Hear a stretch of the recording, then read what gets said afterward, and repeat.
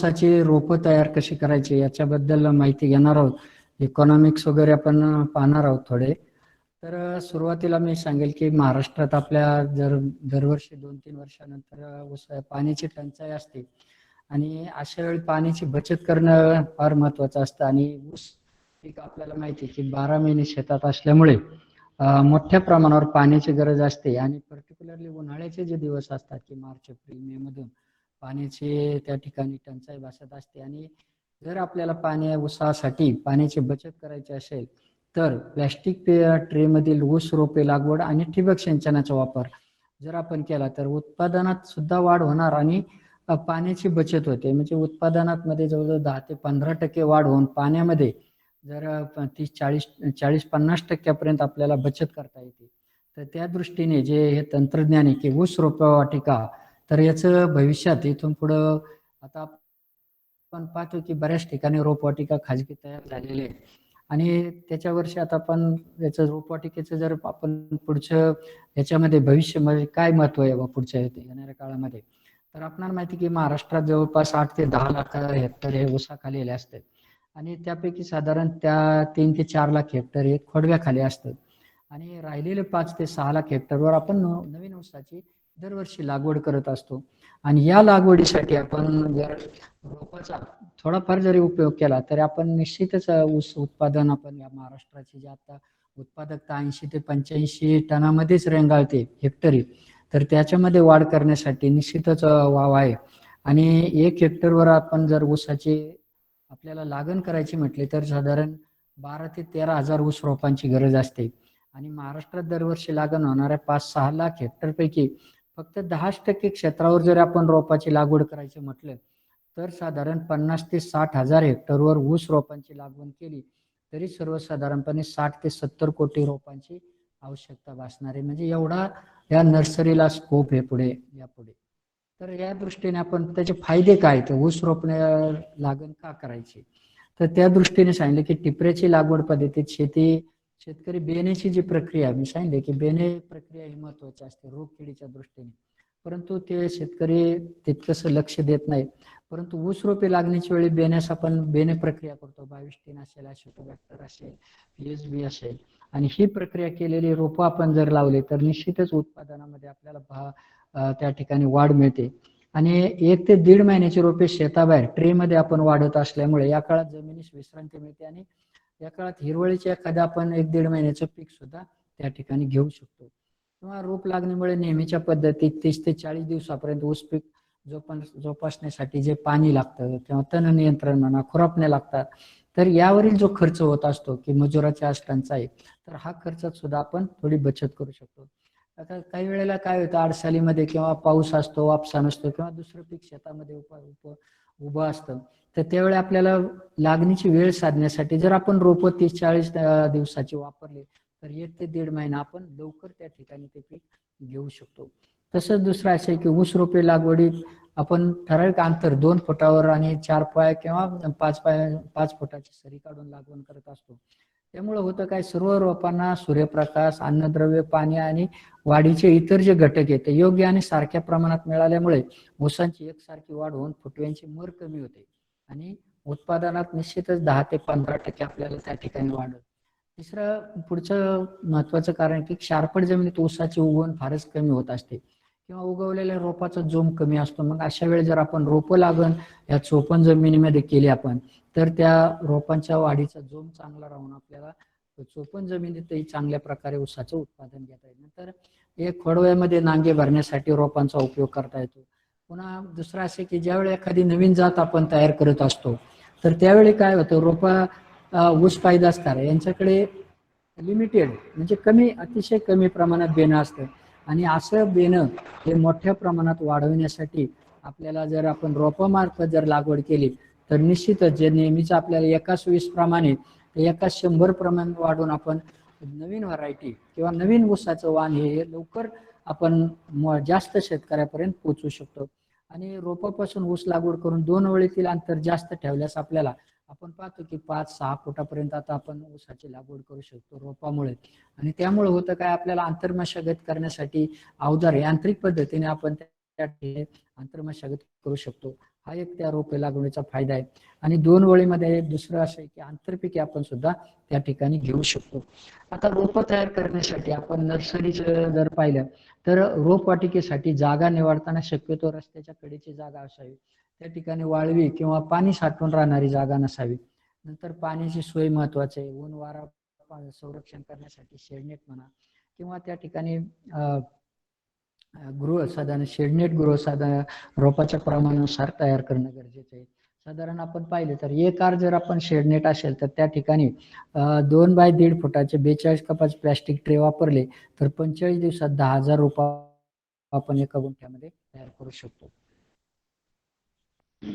तर साहित्य महत्वाचे की रोपे तयार करताना आपल्याला काय काय साहित्य, समजा नवीन एखाद्या शेतकऱ्यांनी ठरवलं किंवा नवीन आपले तरुण हे असतात शेतकरी, तर त्यांना या रोपवाटिका करण्यासाठी काय काय साहित्य, त्याचा प्लॅस्टिक ट्रे साधारण आपल्याला वेगवेगळे आता 60चे वापरतात किंवा काही 70चे वापरतात, परंतु 45 याचे ट्रे जर वापरले आपण तर ते चांगले. आणि 60चे सर्रास आता आपण पाहिलं तर 60 कपाचे ट्रे आपण वापरतात बऱ्याच ठिकाणी. त्याच्यानंतर कोकोपीट आपल्याला चांगल्या प्रकारचे कोकोपीटवर बरंच अवलंबून असतं आपलं उगवण क्षमता. तर कोकोपीट हे डिकम्पोज्ड असलं पाहिजे, त्याचा पीएच 6.5 ते 7.5च्या दरम्यान असावा आणि ते स्टरिलाइज केलेलं आहे. कारण याच्यामध्ये कोकोपीटमध्ये जर रोगजंतू असेल किंवा बुरशी सारखे जीवाणू असते तर त्यामुळं ऊसामध्ये त्याचं प्रमाण वाढू शकतं आणि हे रोपं पुढे रोगग्रस्त होऊ शकतात. तर नंतर रोप वाहतूक करण्यासाठी आपल्याला प्लॅस्टिक क्रेट्स वगैरे, त्याला पाणी देण्यासाठी इतर साहित्य आणि हॅलो खत. हा सर, हा जरा माईक आहे ना हा जरा हलतो तोंडापासून, त्यामुळे आवाज कमी जास्त होतो. हा ठीक आहे, येतोय का आवाज आता? आता येतो व्यवस्थित, फक्त मागं पुढे हा होतो त्यामुळे अडचण आहे. चालतंय. तर प्लॅस्टिक ट्रे मध्ये एक डोळा रोप तयार करण्यासाठी साधारण 56 सेंटीमीटर 36 सेंटीमीटरचे आणि 7 सेंटीमीटर उंचीचे 42 कपाचे ट्रे किंवा आता 60 कपाचे ट्रे सुद्धा आपल्याला वापरू शकतो. परंतु 60 कपाचे किंवा 70 कपाचे जर ट्रे वापरले तर त्या ठिकाणी जे जाड ऊसाच्या जाती आहेत 265 सारख्या, तर याचं बेन त्या ठिकाणी त्यामध्ये त्या कपामध्ये बसत नाही आणि मग कुठेतरी बारीक बेन वापरलं जातं आणि त्याचा जोम तितकासा त्या ठिकाणी राहत नाही. म्हणून 42 किंवा 60 कपाचे हे ट्रे वापरणं अतिशय. त्याच्यानंतर ट्रेमध्ये कोकोपीट भरण्यासाठी ते सांगितले की साधारण त्याचा विद्युत वाहकता EC 600-700 मायक्रोमोज असावे आणि कोकोपीटचं जे कर्बनत्र प्रमाण हे 1 पेक्षा कमी असावे. जास्त जर असेल तर ते रोप पिवळी पडतात किंवा त्यामध्ये उगवण होत नाही. तर हे थोडे बारकावे त्या ठिकाणी नर्सरी करताना. नंतर बेने निवडले तर बेने निवडताना महत्वाचं सुधारित जातीचा आणि प्युरिटी महत्वाची. आपल्याला ज्या जातीचे रोप तयार करायचे आहेत त्याच्यातले बेने मळ्यातले बेनं वापरणं गरजेचे आहे. ते भेसळ नसावी त्याच्यामध्ये इतर जातीचे. बेनं रसरशीत असावी, कांडे लांब असाव्या त्याच्या आणि पाण्याचा ताण पडलेला नसावा असं बेनं त्या नर्सरीसाठी वापरणं गरजेचे आहे. आणि डोळे 10 ते 11 महिन्याचा असेल तर डोळेच्या आकडे जाड फुगीर असतात. बेने महत्वाचं असं आहे की रोग आणि कीडमुक्त बेनं असलं पाहिजे. तर ज्यावेळी बेने मळा तयार करतो तर त्यावेळी ही काळजी घेतलेली असते बेने मळे रोग आणि किडीपासून मुक्त असण्याचे. आणि बेनेचं वय जर आपण पाहिलं लागणीच्या वेळी तर साधारण 9 ते 11 महिने वयाचं बेन असावं.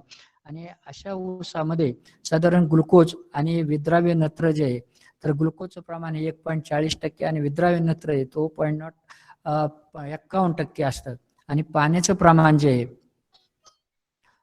तर पाण्याचं प्रमाण हे 70 ते 75% जास्त असल्यामुळे ह्या 10 ते 11 महिने वयाच्या ऊसाची जी उगवण चांगली होती. आणि बेने ताजे असावे चांगले. जर शिळं बेन असेल तर उगवण कमी होते. मग त्यासाठी चुन्याची निवडी किंवा इतर उपाययोजना कराव्या लागतात. तर त्यासाठी बेने तोडल्यापासून शक्यतो 24 तासाच्या आत त्याची लागण होणं गरजेचं आहे. आणि त्याची शुद्धता जर पाहिली बेण्याची तरी 98% पर्यंत पाहिजे. म्हणजे फारच क्वचित 1-2 ठिकाणी ते असले तरी ते त्याचे भेसळ किंवा इतर जातीचे जर ऊस असले तर ते काढून टाकणे. आणि आनुवंशिक शुद्धता ही 100% त्या ठिकाणी असली पाहिजे. तर बेने हे 9 ते 11 महिन्याचं निवडणं हे फार महत्वाचं आहे. तर असा जुना शिळा किंवा खोडव्याचं बेन वापरू नये, जास्त तुरी आलेला वापरू नये, पाण्याचा ताण पडलेला किंवा लोळलेला ऊस असेल त्याला कांड्याला मुळ्या फुटलेला तर असा ऊस सुद्धा ह्या नर्सरीसाठी किंवा रोपं तयार करण्यासाठी वापरू नये. नंतर बेने मळ्यातील ऊसाचे ज्यावेळी शेतात असतो त्याचं पाचट काढू नये. ज्यावेळी आपल्याला लागण करायची त्यावेळी तो ऊस तोडल्यानंतरच त्याचं पाचट काढणं गरजेचं आहे. तर या ठिकाणी दाखवलेले असं कोवळं बेणं 86-32 हे बेणं आहे. असं कोवळं बेणं जर वापरलं नर्सरीसाठी तर निश्चित त्याचा चांगला फायदा होते. असे सिंगल आयबड करून आपण ते चांगल्या प्रकारचे हे बेणं वापरू शकतो. आणि बेणं तोडताना शक्यतो खालच्या बाजूला थोडं जास्त कट घ्यायचा, वरच्या बाजूला कमी ठेवायचा, कारण जेणेकरून त्याचं अन्न जे आहे तर त्या खालच्या कांडीच्या खालच्या बाजूकडनं अन्न हे डोळ्याच्या वाढीसाठी वापरलं जातं. त्याच्यानंतर पुढं जे महत्वाचे की ऊस रोपायचा बेणे आणि बेणे प्रक्रिया महत्वाची त्या ठिकाणी करणं गरजेचं आहे. की बेणे प्रक्रिया करताना महत्वाचं 22 टेन जे रोग बियाणे असतात तर त्याच्यासाठी साधारण 10 लिटर पाण्यामध्ये 10 ग्रॅम 22 टेन टाकून त्याचं द्रावण करावं आणि त्याच्यामध्ये 15 ते 20 मिनिटे ते बेणं बुडवणं गरजेचं आहे. आणि त्याच्यानंतर थोडं सुकल्यानंतर जे जीवाणू संवर्धन आहेत मग त्याच्यामध्ये ॲसिटोबॅक्टर असेल, PSB असेल तर त्याचं प्रक्रिया करणं गरजेचं आहे. तर त्यासाठी साधारण 10 लिटर पाण्यात 1 किलो ॲसिटोबॅक्टर आणि 250 किलो स्फुरद विरघळणारे जीवाणू याचं द्रावण तयार करायचं आणि त्याच्यामध्ये हे जे बेणं आहे आपण वापरतो तर त्याच्यामध्ये बुडवून नंतर सुकवायचं थोडं आणि ट्रेमध्ये लागवडीसाठी. तर ही प्रक्रिया का करायची तर याच्या जर आपण प्रक्रिया केली तर जैविक प्रक्रियेमुळे जवळजवळ 50% नत्राची बचत होते आणि 25% स्फुरदाची बचत त्या ठिकाणी. तर असं चांगल्या प्रकारचं हे शुद्ध बेणं वापरणं गरजेचं आहे. ही बेणे प्रक्रिया 10 लिटर्स मध्ये साधारण 10 ग्रॅम 22 टेन या प्रमाणात त्याचं सोल्युशन करून त्यामध्ये बेणे प्रक्रिया ही करणं गरजेचं आहे. त्याच्यानंतर ॲसिटोबॅक्टर आणि स्फुरदाची बेणे प्रक्रिया. नंतर लागण करताना महत्वाची काळजी घ्यायची की ट्रे भरताना कोकोपीट सुरुवातीला 1/3 भरायचे आणि त्याच्यानंतर कांडी त्याच्यामध्ये ठेवायची आणि त्याच्यानंतर कांड्यात ठेवून पुन्हा कोकोपीट भरून ते दाबून घेणं गरजेचं आहे. आणि जर थंडीचा फारच काळ असेल तर कारण उगवणीसाठी टेम्परेचर नेहमी 20-22च्या वर असायला पाहिजे. आता जर आपण टेम्परेचर पाहिलं आपल्याकडं तर 10-15च्या खाली टेम्परेचर असल्यामुळे उगवण फार हळू होते किंवा उशिरा जास्त दिवस लागतात उगवण. तर त्यासाठी जर आपण प्लॅस्टिकच्या ताडपत्री असेल किंवा प्लॅस्टिक कागद असेल चांगला त्या ठिकाणी जर ट्रे एकावर एक रचून झाकून ठेवले तर त्या ठिकाणी आपल्याला उगवण लवकर आणि जोमदार उगवण त्या ठिकाणी आपल्याला मिळू शकते. त्याच्यानंतर जे रोपं आपण पाहिलं तर अतिशय चांगल्या प्रकारचे कोकपटमध्ये रोपं आपल्याला मिळू शकतात. आता ऊसाची रोपं ही शेतात लावताना काळजी घेणं महत्वाची की रोपं साधारण 30 ते 40 दिवसाची झाल्यावरच शेतात लागणीसाठी वापरावी. जास्त दिवसाची वापरू नये, कारण रोपांना जे कांडीमुळं सुरुवातीला ही कांडीमुळं असतात आणि नंतर 1 ते 1.5 महिन्याच्या दरम्यान याला खरी मुळं जी आहेत की रोपाच्या बुडापाशी ज्या 2-3 कांड्या असतात त्यापासून खरी रूट्स निघण्यात आणि हे रूट किंवा ही मुळं फुटण्याच्या अगोदर हे रोप शेतात जाणं गरजेचं. ज्यावेळी जर ट्रेमध्येच ते खरी मुळं जर फुटले तर तिथे ते गोळा होतात आणि रोप तितकेसे मग पाण्याला ताण सहन करत नाही. त्यासाठी रोप हे 30 ते 40 दिवसाची झाल्यावर शेतात लागणीसाठी वापरावे. जर आपल्याला फुटवे चांगले पाहिजे असेल तर जास्त फुटव्यासाठी जो अपायकल डॉमिनन्स असतो त्याच्यामध्ये तो कमी करण्यासाठी शेतामध्ये रोपं लावताना त्याचे शेंडे कट करायचे आपल्याला फुटवा चांगलं पाहिजे असेल तर. रोपाची लागवड करताना शक्यतो दुपारनंतर लागवड करावी की जेणेकरून रात्रभर ते थंड तापमानात व्यवस्थित सेट होतात. 2 वळीतील अंतर बऱ्याच ठिकाणी असतं की भारी जमीन असेल तर 4 ते 5 फूट अंतर आणि 2 ओळीचे अंतर हे 2 ते 2.5 फूट ठेवा. तर अडसाली हंगाम असेल तर जास्त अंतर ठेवलं 2 ओळीचं अंतर तरी चालतं. सुरू असेल तर 4 फुटापर्यंत ठेवा. अडसाली असेल तर 5 फुटाची सरी काढली तरी चालू शकतं. काही ठिकाणी 2 ओळीतील अंतर 5 ते 7 फुटापर्यंत सुद्धा आता शेतकरी घेऊन एकरी 100 टनापर्यंत उत्पादन सहज घेऊ शकतात त्या ठिकाणी. तर शेतात ऊस रोपाची लागण करण्यासाठी एकरी लागणारे रोप जर आपण पाहिले तर 4 बाय 2 फूट अशा जर लागण केली तर साधारण एकरी 5,500 रोपं लागतात. आणि 5 फुटाची सरी काढून 2 फुटावर रोप लावलं तर 4,500 रोपं आपल्याला एकरी लागतात. 6 बाय 2 आता हे अंतर जास्त होते 6 बाय 2 तर 6 बाय 2 वर लागण केली तर 3,700 रोपं लागतात. आणि 8 वर तर कोणी जात नाही जास्त करून, तर 8 बाय 2 लावलं तर 2,780 आहे. आणि जोडवळ जर केले आपण 4 फूट बाय याच्यामध्ये तर 1.20 मीटर साधारण 4 फूट बाय 5 मीटर समजा जर केली आपण, तर त्या ठिकाणी जवळजवळ 5,000 आपल्याला रोपं लागतात. तर हे ऊसाच्या रोपाची लागवड केलेली, हे वेगवेगळ्या पद्धतीने आपण हे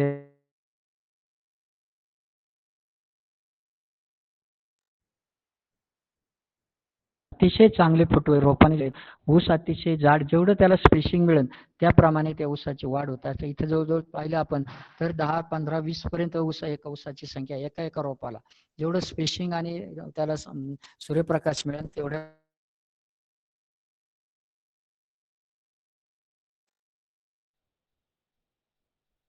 स्पेसिंग किंवा त्याची काळजी घेऊ त्या प्रमाणात त्याचं हे होत असतं. इथे 265चे हे स्टोल दाखवलेले, या ठिकाणी जवळजवळ 30 ते 32 त्या ठिकाणी ऊस मिळालेले आहेत. तर अशा प्रकारे आपण थोडी नर्सरीची काळजी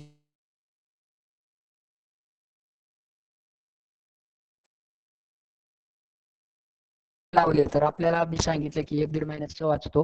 रोपांची जरी किंमत जास्त असेल, परंतु ज्यावेळी स्पेसिंग आपण जास्त ठेवलं, त्या ठिकाणी जर 5 फूट 6 फुटावर जर केले तर रोपं अतिशय कमी रोपं लागतात. 3 ते 3,500 किंवा 4,000 रोपामध्ये सुद्धा आपण एकर भर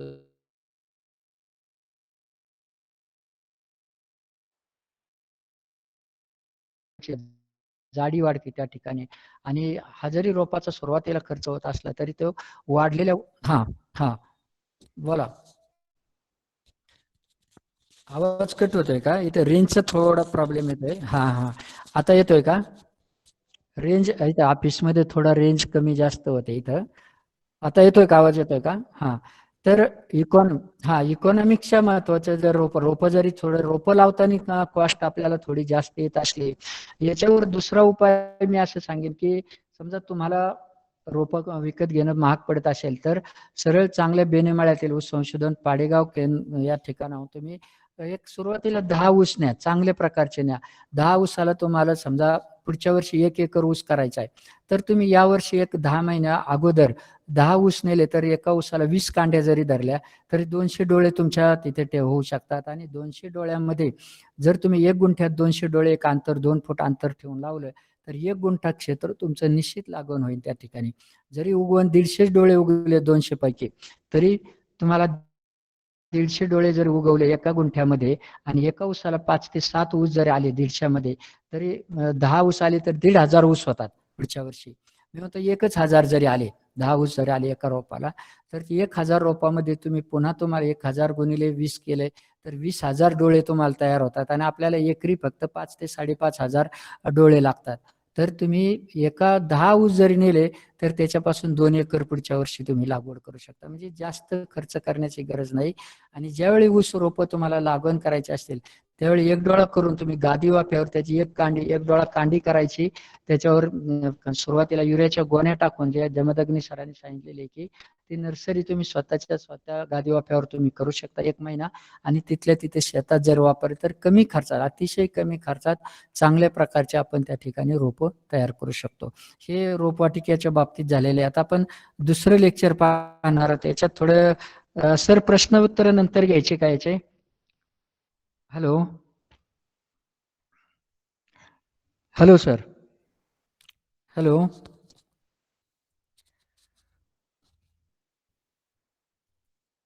हा हॅलो. तर तर बेनेमळ्याचे आता दुसरे लेक्चर एक आपण कंटिन्यूस घेऊ याच्यामध्ये, की महत्वाचं लेक्चर आपण हे करणार होतो की बीज प्रमाणीकरण.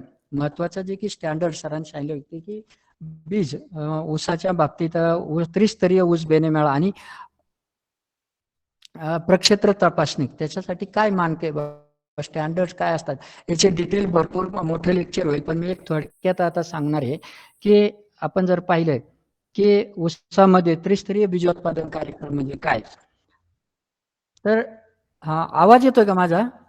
हॅलो. हा हा हा हा आता मॅनेजमेंटचा तर एका हा हा नाही, आता मी सांगतो थोडं, एक इंग्लिशमध्ये नंतर सुद्धा ते शेअर करतो मी. तर आता सुरुवात ते इकॉनॉमिक्स मी आता काढलेलं नाही, कारण त्याच्या किमती आहेत ना, जे कोकोपीट म्हणा किंवा त्या किमती बदलत असतात. ट्रेचे आता साधारण 8 ते 10 रुपयापासून 12 रुपयाला ते ट्रे. आता काही जण 10 रुपयाला घेतात, काही 12ला पडतात. परंतु माझं असं म्हणणं आहे की सर्वसाधारणपणे रोपामध्ये आपल्याला साधारण एका रोपामागे 50 ते 60 पैसे नफा हा जरी झाला तरी रोपामध्ये नफा जरी झाला 50-60 पैसे, तरी आपल्याला नर्सरी हा उद्योग चांगल्या प्रकारे आपण तो त्या ठिकाणी सेट करू शकतो. कारण आपली मॅनेजमेंटमध्ये कोकोपीट, ट्रे आणि गिराईक पाहून त्या ठिकाणी वाहतुकीचा खर्च जर आपण केला त्या ठिकाणी, तर त्या ठिकाणी सुद्धा आपल्याला जर शेतकऱ्यांना पोच शेतावर दिले तर त्या ठिकाणी सुद्धा आपल्याला त्या ठिकाणी नफा होतो. आणि जी नर्सरी आहे, मी सांगितलं की एका रोपामागं 50 पैसे, कमीत कमी 50 पैसे तरी फायदा हा होतोच त्या ठिकाणी. कमीत कमी सांगितलं. आता काही त्याच्यामध्ये मॅनेजमेंट चांगले असेल तर त्याच्यापेक्षा जास्त होतो.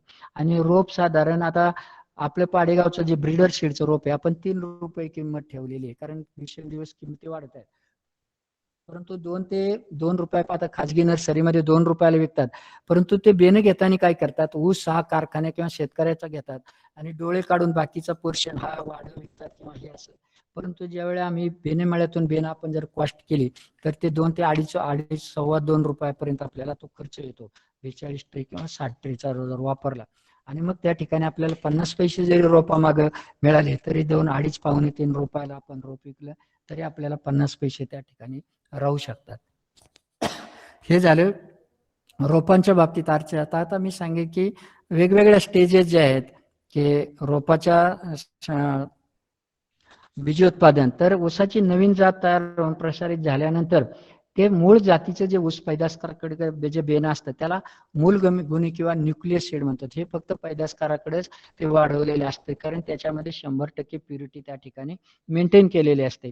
आणि हे ऊस बेने, हे ऊस संशोधन केंद्र किंवा पाडेगाव असेल, मग ऊस वसंतदादा साखर इन्स्टिट्यूट किंवा ज्या ठिकाणी ती व्हरायटी ज्या ब्रीडरने तयार केली त्यांच्याकडे ते न्यूक्लियस सीड मेंटेन केलेलं असतं किंवा त्या ठिकाणी वाढवलेलं असतं. आणि या बियाण्यात सगळ्या उष्ण बाष्प प्रक्रिया केली जाते आणि या ठिकाणी बियाण्याचे मूळ गुणधर्म टिकवण्याचा प्रयत्न करते, की जी जेनेटिक प्युरिटी म्हणतो ते त्या बियाण्यामध्ये त्या न्यूक्लियस सीडमध्ये ते मेंटेन केले जाते. आता त्याच्यानंतर दुसरी जी स्टेज येते ती की मूलभूत बेणे किंवा ब्रीडर सीड. आणि या प्रकारचे बेणे हे सुद्धा संशोधन केंद्रावरच वाढवले जाते. मग ऊस संशोधन केंद्र पाडेगाव असेल किंवा वसंतदादा शुगर इन्स्टिट्यूट मांजरी असेल, तर या संस्थांच्या प्रक्षेत्रावर ऊस पैदासकारांच्या देखरेखीखाली स्ट्रिक्ट सुपरविजन खाली हे बेणं तयार केले जातात. आणि या ठिकाणी जे ग्राशी शूट असेल किंवा विल्ट असेल, इतर रोग येऊ नये म्हणून त्या बेण्याला उष्ण बाष्प प्रक्रिया केलेली असते की 54 डिग्री सेल्सिअस तापमानात साधारण 2.5 ते 3 तास ठेवून ही प्रक्रिया केली जाते, की जेणेकरून कानी असेल किंवा ग्राशी शूट असेल तर ह्या रोगाचे जे विषाणू आहेत, आपण पाहतो की विषाणूला 54-55 डिग्रीच्या खाली तो मरत नाही. आता जे आपण पाहतो की गरम पाणी प्या या कोरोनाला, तर ते विषाणू हा साधारण 54-55 डिग्रीच्या पुढे ते विषाणू मरत असतात. म्हणून ऊसात सुद्धा जे विषाणू रोग आहे त्याचा नायनाट करण्यासाठी आपल्याला 54 डिग्रीला 2.5 ते 3 तास त्याची उष्ण बाष्प प्रक्रिया ही करावी लागते. आणि ही प्रक्रिया करताना त्याची आर्द्रता आपण 90% पर्यंत त्या ठिकाणी ठेवलेली असते, जेणेकरून त्या डोळ्यांना इजा होऊ नये म्हणून. तर हे मूलभूत प्रकारचे हे बियाणं सुद्धा रिसर्च स्टेशनला तयार केलेले जातं. त्याच्यानंतर दुसरी स्टेज येते की पायाभूत बेणे. पायाभूत बेणे जे आहे ते की फाउंडेशन सीड. पायाभूत बेणे हे मूलभूत बेणे. आता मी सांगितले की ब्रीडर सीड जे आहे तर तो सोर्स त्याला ब्रीडर सीड वापरला जातो पायाभूतला. म्हणजे संशोधन केंद्रावरून बेण आणून जे शेतकरी किंवा कारखाने तयार करतात किंवा काही संस्था असतात, तर त्यांनी जे फाउंडेशन किंवा पायाभूत बेणं जे तयार केलं जातं त्यासाठी ब्रीडर सीड सोर्स वापरणं हे महत्वाचं आहे. जर सोर्स व्यवस्थित नसेल तर तुमचा पायाभूत बेण्याचा प्लॉट हा तो सर्टिफाय किंवा पास केला जात नाही. तर त्या ठिकाणी बेण्याचा सोर्स तुम्हाला पावती त्या ठिकाणी लागते की बेणं कुठून आणलेलं आहे. आणि या प्रकारच्या बेण्यामेळा कारखाना प्रक्षेत्र किंवा कृषी विभागाचे जे बीज गुणन केंद्र आहे किंवा निवडत काही गटामधील प्रगतशील शेतकरी असेल तर कारखान्यामार्फत त्या ठिकाणी सुद्धा फाउंडेशन सीडचे प्लॉट घेता येतात. तर ह्या बेण्यामेळ्याच्या आगाऊ नोंदणी जिल्हा बीज प्रमाणीकरण यंत्रणेकडे केल्यानंतरच ते सर्टिफिकेशन आपले करून देतात. किंवा त्याच्या ज्या वेगवेगळ्या तपासण्या आहेत, तर त्यासाठी त्यांची फी भरल्यानंतर ते आपल्याला जिल्हा बीज प्रमाणीकरण यंत्रणा ही आपल्याला त्याची संयुक्त तपासणी करून देतात. तर केल्यानंतर त्यांच्या अधिकारी आणि ऊस पैदासकारांच्या संयुक्त तपासणी करून तसे आपल्याला त्या ठिकाणी फाउंडेशन शेडसाठी प्रमाणपत्र त्या ठिकाणून मिळत असते. आता याच्यानंतर पुढची स्टेज आहे, डायरेक्ट फाउंडेशन शीट सुद्धा डायरेक्ट शेतकऱ्यांना आपण देत नाही, कारण 2-3 स्टेजेस त्याच्यानंतर जी पुढची की प्रमाणित बेणे किंवा सर्टिफाईड बेन.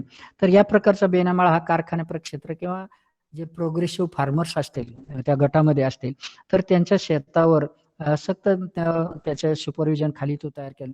तर याच्यासाठी स्रोत जो आहे तो बेण्याचा स्रोत हा फाउंडेशन सीड, या ठिकाणी फाउंडेशनचे प्लॉट असतील किंवा ब्रीडर मधून आणले तरी आपल्याला चालू शकतं चांगलं. परंतु फाउंडेशन सीड जरी असेल तरी त्या ठिकाणी आपल्याला सर्टिफाईड बेणेमाळा तयार करता येतो. आणि पायाभूत बेणेमाळ्याप्रमाणेच यामध्ये सुद्धा जातीची शुद्धता, रोगकिडीचे नियंत्रण आणि त्याचे शुद्ध निरोगी बेणे शेतकऱ्यांना लागवडीसाठी पुरवली जाणे अपेक्षित. मात्र अजूनही त्रिस्तरीय जर मी पाहिले की बीजोत्पादन कार्यक्रमाकडे जास्त गांभीर्याने लक्ष दिले जाते.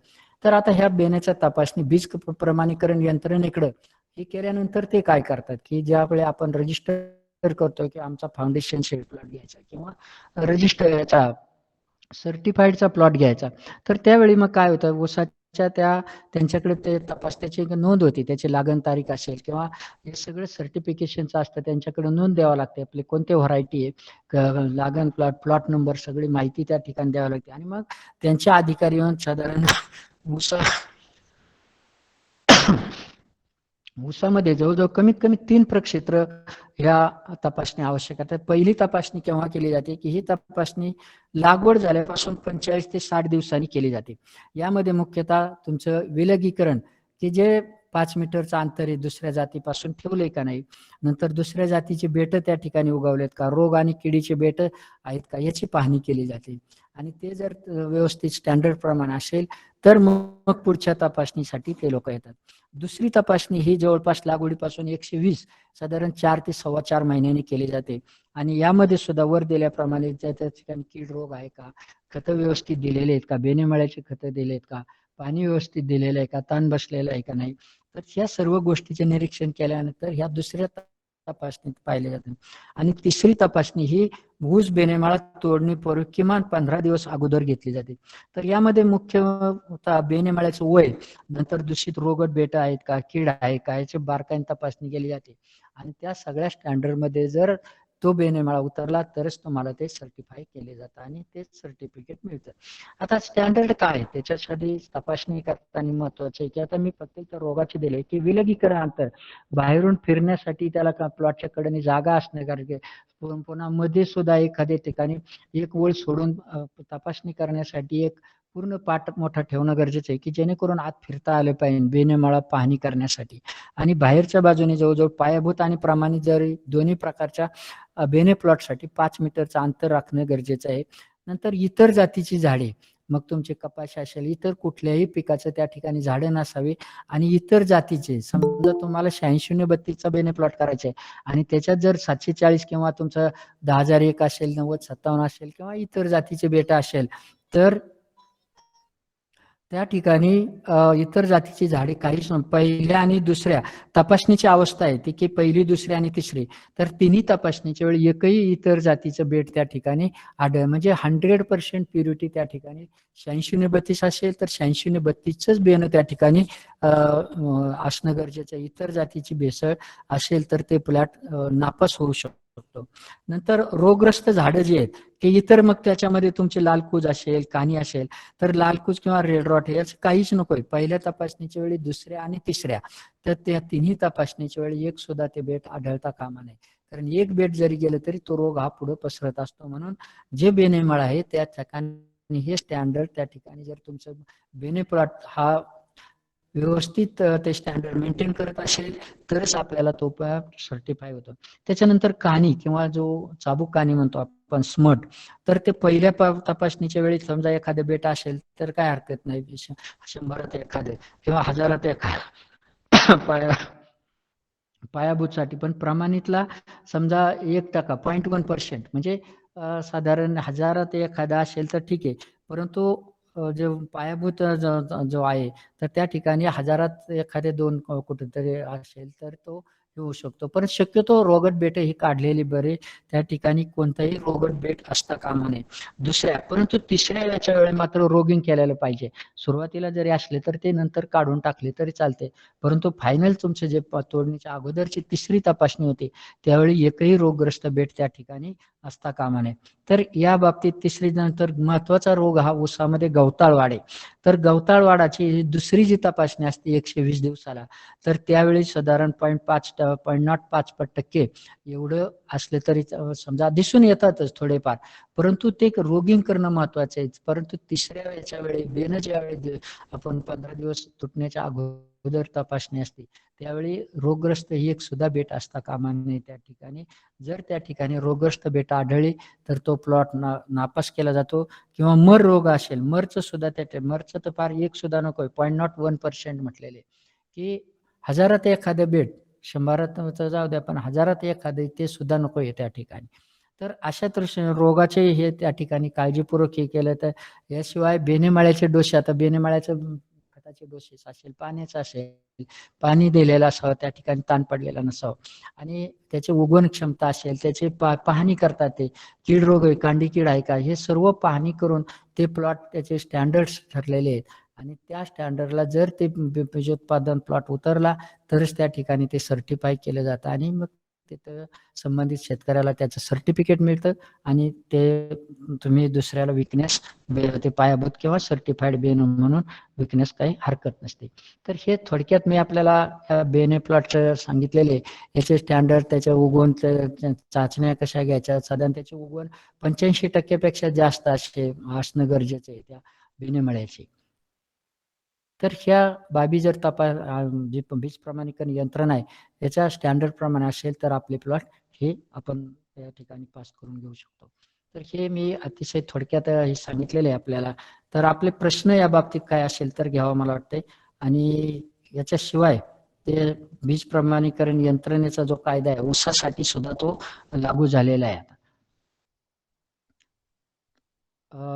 सर हॅलो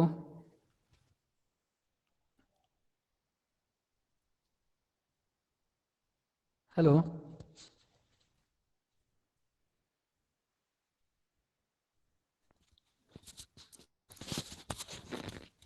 हॅलो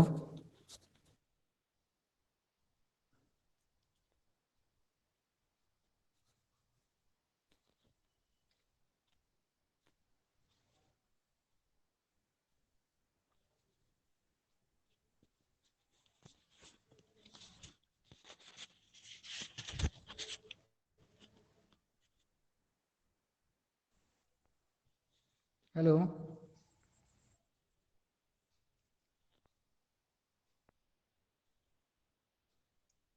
हा आवाज येतोय का? हा तर आता मी थोडक्यात मी सांगितलेले आहे की ते स्टँडर्ड्स वगैरे काय असावे त्याच्यानंतर जे ते इन्स्पेक्शन रिपोर्ट जो असतो तो तर त्या ठिकाणी काय काय त्या ठिकाणी माहिती घेतली असती तर त्या ठिकाणी जो इन्स्पेक्शन मी सांगितलं की शीड इन्स्पेक्शन रिपोर्ट करताना तर त्याचं फॉर्मॅट त्यांच्या ठिकाणी त्या कोडमध्ये की त्याचा एरिया किती आहे त्याचा कोड का किंवा त्याचा पत्ता पूर्ण पाहिजे त्याचा नंतर सर्वे नंबर असावे नंतर डेट ऑफ इन्स्पेक्शन आणि स्टेज ऑफ सीड कोणत्या प्रकारचं सीड आहे याची माहिती त्या ठिकाणी घेतली जाते. नंतर कोणत्या ऊसाची जात कोणती आहे सोर्स ऑफ सीड तुम्ही फाउंडेशन सीड आहे का ब्रीडर सीड आहे का कुठलंच सोर्स वापरलेला आहे ते महत्वाचं त्या ठिकाणी पाहिलं जातं. नंतर प्लॅन्टिंग डेट ते ऊसाच्या बेनेमाळ्याची प्लॅन्टिंग डेट पाहिली जाते तर प्लॅन्टिंग डिस्टन्स किती सेंटीमीटरवर लावलेले 4x2 वर लावले का 5x2 वर का ते सर्व पाहिले जातं. नंतर प्लॅन्टिंग एक डोळ्याची मेथड आहे की 2 डोळ्याची आहे की 3 डोळ्याची तर ते पाहिले जातं का टिश्यू कल्चरचे रोप वापरले तर हे सर्व पाहिले. नंतर टिश्यू कल्चर प्लॅन्टलेट वापरलेत का नंतर एरिया किती आहे नंतर अगोदरचं पीक कोणते महत्वाचं मला सांगायचं की बेनेमाळा घेताना अगोदरचं त्या ठिकाणी शेतात ऊसाचं पीक घेतलेलं नसावं त्या ठिकाणी दुसरं भुईमुग असेल किंवा ताक घेतलेलं किंवा इतर पीक असावं ऊसावर ऊसाचा बेनेमाळा घेता कामा नये त्या ठिकाणी. नंतर तिसरं जे प्लॅन्टलेट त्या मग ऊसाचे इन्शेट किडीचा प्रादुर्भाव झालेला आहे का उलियाफिड आहेत का त्या ठिकाणी, स्टॉक बोरर आहेत का, नंतर किंवा मिलीबग्स आहेत का, व्हाईट फ्लाय, तर किडीचे एक पाहिलं जातं. नंतर रोगाचं रेड रॉट असेल, ग्राशी शूट असेल किंवा विल्ट असेल, स्मट असेल. नंतर ऑफ टाईप म्हणजे इतर जातीची झाडं आहेत का त्याच्यात, लॉजिंग झालेले आहे का, हे पाहिलं जातं. नंतर बर्ड स्प्राउटिंग, त्या ठिकाणी डोळे फुटलेले का, हे सुद्धा त्याच्यात प्रमाणे. जर डोळे 5 ते 10% वर जर असेल तर तो बेने प्लॉट हा नापास केला जातो, बर्ड स्प्राउटिंग. नंतर क्रॉप फिगर कशी आहे, काही डेफिशियन्सी सिम्पटम्स आहेत का मायक्रोन्यूट्रियनचे वगैरे, किंवा काही ठिकाणी आपल्याला पाहतो आपण की पिवळे पिकं झालेले असतात त्या ठिकाणी केवडा नावाचा रोग, झिंक डेफिशियन्सी किंवा पेरिडिशियन्सी, तर असे प्लॉट असेल तरी ते नापास केले जातात. नंतर ते इन्स्ट्रक्शन देतात आणि remark whether the plot meats the certification standard, म्हणजे सर्टिफिकेट स्टँडर्ड आहे की नाही याचा रिमार्क देतात आणि मग तो प्लॉट सर्टिफाय केला जातो. हे सर्वसाधारण त्याचे स्टँडर्ड, त्याचे एज महत्वाचं आहे, ते 6 ते 8 महिन्याचं किंवा आपल्याकडे 9 ते 10 महिन्याचं असेल तरी चालतं त्याचं. तर फिजिकल प्युरिटी हे सर्व त्या ठिकाणी मेंटेन करावं लागतं आणि त्याच्यातलं मॉइश्चर कंटेंट सुद्धा जवळजवळ चांगलं असलं पाहिजे. साधारण 75% वर त्याच्यातलं मॉइश्चर ऊसामध्ये असलं पाहिजे. नंतर जेनेटिक प्युरिटी 100% त्या ठिकाणी पाहिजे. त्याची उगवण क्षमता जर पाहिल्या तर 85% उगवण, ज्यावेळी आपण ट्रेमध्ये त्या भेनेमाळ्याचे ऊस घेऊन आपण लागण करू आणि ते टेस्ट घेतली तर 85% पर्यंत त्याची उगवण क्षमता आलेली पाहिजे. तर हे सर्वसाधारणपणे थोडक्यात ह्या शील्ड स्टँडर्ड त्याच्या मोठे बरेचसे दिलेले आहेत नॉर्म्स त्या ठिकाणी. नंतर जर्मिनेशन ते प्लास्टिक ट्रे मध्ये घेऊन पाहायचं, बर्ड क्वालिटी पाहायचे, सीड सोर्स महत्वाचा आहे की कुठून सीड आणलेले आहे त्याला. तर तुम्ही फाउंडेशन सीड करणार असेल प्लॉट तर त्या ठिकाणी ब्रीडर सीड हे वापरलं पाहिजे. जर ब्रीडर सीड आणलेले नसेल कुठून, शेतकऱ्याकडून असेल, तर तुमचा तो सीड प्लॉट हा पास केला जात नाही, त्याला पावती दाखवावं लागते त्या ठिकाणी तुम्ही या ठिकाणून बेन आणलेले आहे त्या ठिकाणी. तर हे थोडक्यात मी आता या सीड स्टँडर्ड्स वगैरे ऊसाच्या बाबतीत सांगितलेले, ज्याचं डिटेल तुम्हाला बीज प्रमाणीकर यंत्रणेचे सगळे स्टँडर्ड्स त्यांच्याकडे पण आहेत, पण त्या ठिकाणी रजिस्टर केलं तरच तुमचे ते त्या ठिकाणी इन्स्पेक्शन करू शकता. ठीक आहे, मी बरेचसं आता हे करतो. आपले प्रश्न काय असेल तर आपण थोडं प्रश्न उत्तर घेऊ या ठिकाणी.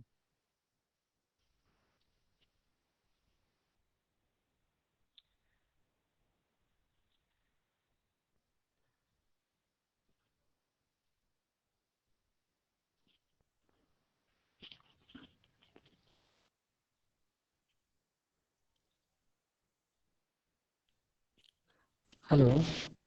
हां.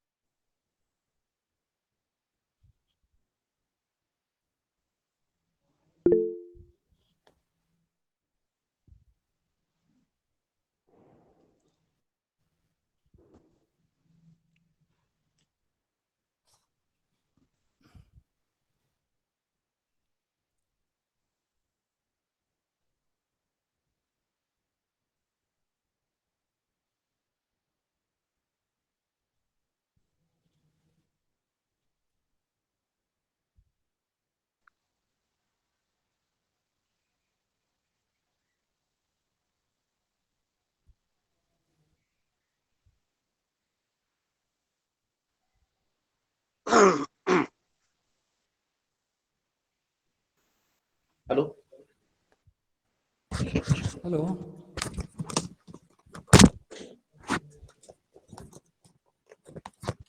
सर नमस्कार.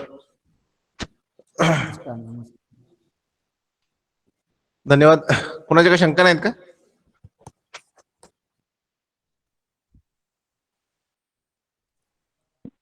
नाही.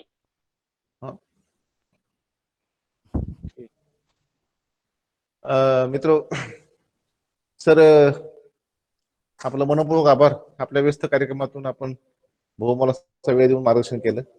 गेल्या 3 दिवसातलं आपण जे काय ऊस बियाणाचं व्यावसायिक लागवड आणि लागवड तंत्रज्ञान या अनुषंगाने आपण ट्रेनिंग घेतलं.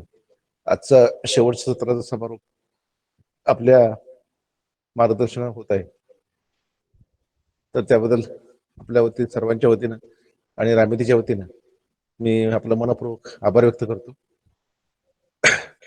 मित्र, आपल्याला त्या 3 दिवसाच्या प्रशिक्षणाच्या अनुषंगानं काही सूचना किंवा मनोगत व्यक्त करायचं असेल तर व्यक्त करू शकता, किंवा काही सूचना आम्हाला जर नवीन ट्रेनिंगसाठी पण असतील तर काय अडचण नाही. त्या ट्रेनिंग मधल्या काही कमी जास्त गोष्टी असतील त्याविषयी पण आपली मतं आमच्यासाठी महत्वाची आहेत.